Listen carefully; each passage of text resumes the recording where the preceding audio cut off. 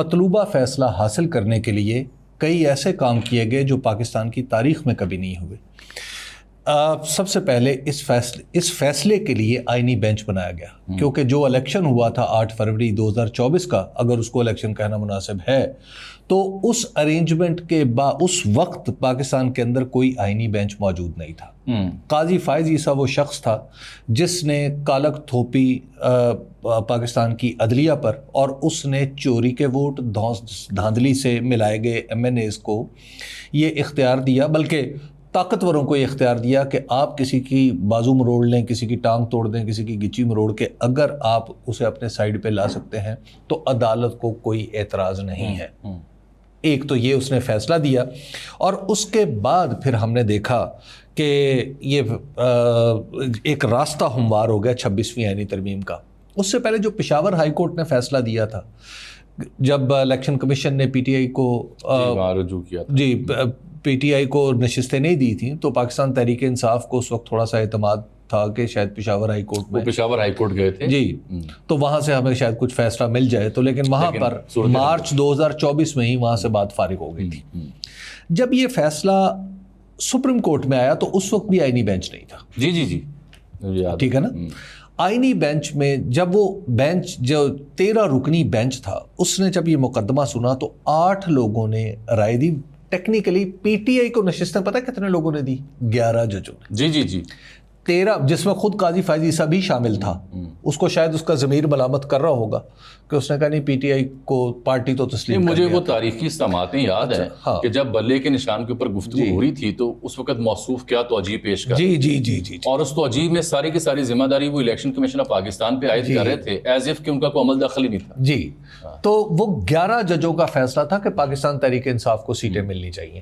اچھا، ساری نشستیں PTI کو ملنی چاہیے، یہ 8 ججوں کا فیصلہ تھا۔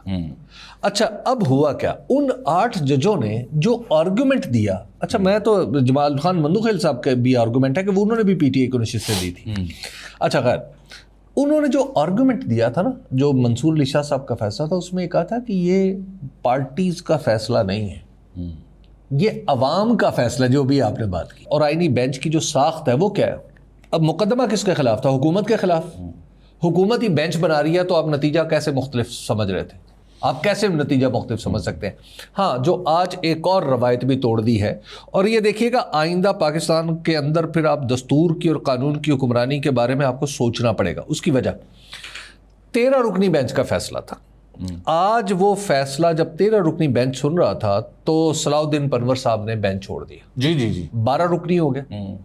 اچھا، 12 رکنی پہ بحث ہو رہی ہے کہ کہاں لکھا ہوا ہے کہ سیم بینچ جو ہے، سیم نمبر آف بینچ جو ہے وہ سنے گا، یا وہ اس طرح کی کوئی درخواست سنے گا۔ ہم نے تو ایسی روایتیں سن رکھی۔ اب یہ دیکھیے، یہ قانون کا وہ حصہ ہے جس میں انصاف ہوتا ہوا نظر آتا ہے، لیکن اس کے باوجود 7-6 ہے آج۔ جی 7-6 ہے۔ 7-6 کیسے ہو سکتا ہے؟ مجھے یہ سمجھ آ رہا ہے 7-6 کی اکثریت سے فیصلہ بھائی 7-6 تو ہو ہی نہیں سکتا، کیونکہ صلاح الدین پنور صاحب تو اٹھ گئے تھے۔ یہ تو 6-6 ہے، تو یہ فیصلہ کیسے ہو گیا؟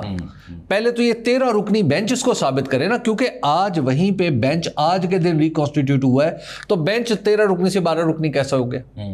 تو لہٰذا یہ فیصلہ متنازع فیصلہ ہے۔ یہ فیصلہ کرنے والے جج صاحبان کو ابھی تو انہیں کوئی کچھ نہیں کہہ رہا، لیکن ایک وقت آئے گا جب ان سے سوال جب پوچھا جائے گا، جب پہلے تو وہ اپنے خیالات کا اظہار تفصیلی فیصلے میں کریں گے، لیکن یہ ایسا فیصلہ ہے جیسے جسٹس منیر کا فیصلہ تھا، جیسے اس طرح کے اور متنازع فیصلے کیے جاتے رہے ہیں۔ اس فیصلے نے جوہری طور پہ صورتحال میں کوئی تبدیلی نہیں پیدا کی۔ بھائی یہ جو حکومت ہے پہلے بھی نشستوں کی بنیاد پہ نہیں کھڑی ہوئی، پہلے بھی نشستوں کی وجہ سے اس نے آئینی ترمیم نہیں کی، یہ تو کسی اور وجہ سے ہے۔